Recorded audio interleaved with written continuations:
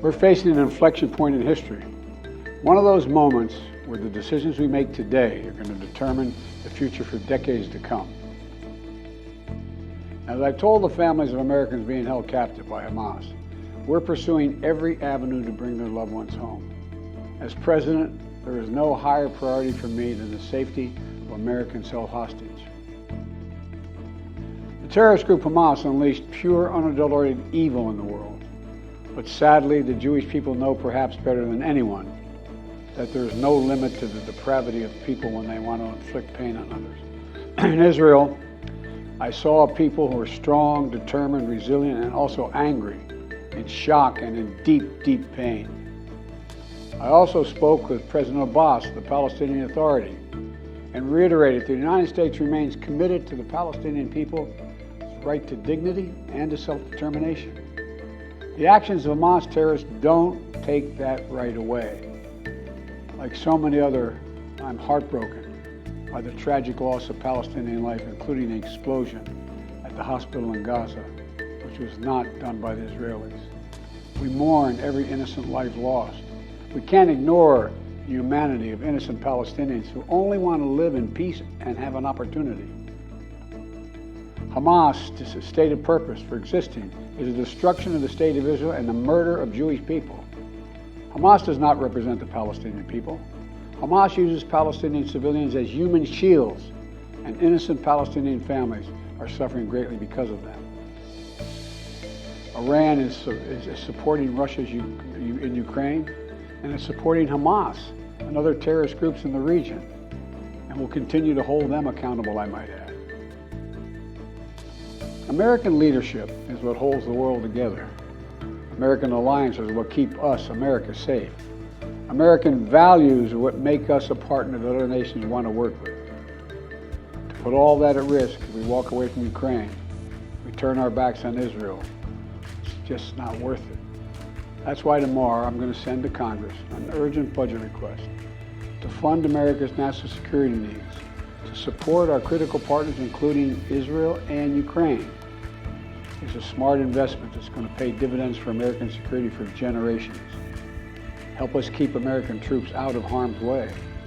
Help us build a world that is safer, more peaceful, more prosperous for our children and grandchildren. In Israel, we must make sure that they have what they need to protect their people today and always. The security package I'm sending to Congress and asking Congress to do is an unprecedented commitment to Israel's security that will sharpen Israel's qualitative military edge, which we've committed to, the qualitative military edge. We're going to make sure Iron Dome continues to guard the skies over Israel.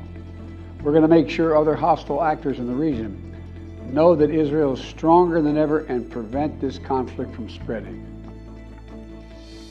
The people of Gaza urgently need food, water, and medicine.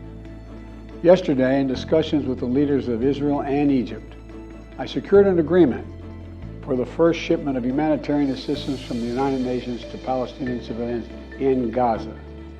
If Hamas does not divert or steal these shipments, we're going to provide an opening for sustained delivery of life-saving humanitarian assistance for the Palestinians.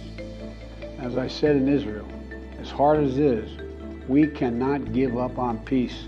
We cannot give up on a two-state solution. We must, without equivocation, denounce anti-Semitism. We must also, without equivocation, denounce Islamophobia. And to all you hurting, those of you hurting, I want you to know I see you. You belong. And I want to say this to you. You're all America. You're all America. This is in a moment, in moments like these, when fear and suspicion, anger and rage run hard, that we have to work harder than ever to hold on to the values that make us who we are. We're a nation of religious freedom, freedom of expression. We all have a right to debate and disagree without fear of being targeted in schools or workplaces or in our communities. We must renounce violence and vitriol. See each other not as enemies, but as fellow Americans.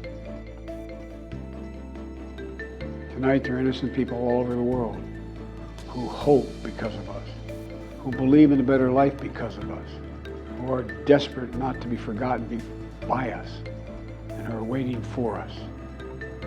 But time is of the essence. I know we have our divisions at home. We have to get past them. We can't let petty, partisan, angry politics get in the way of our responsibilities as a great nation. We cannot and will not let terrorists like Hamas and tyrants like Putin win. I refuse to let that happen. In moments like these, we have to remember who we are. We are the United States of America.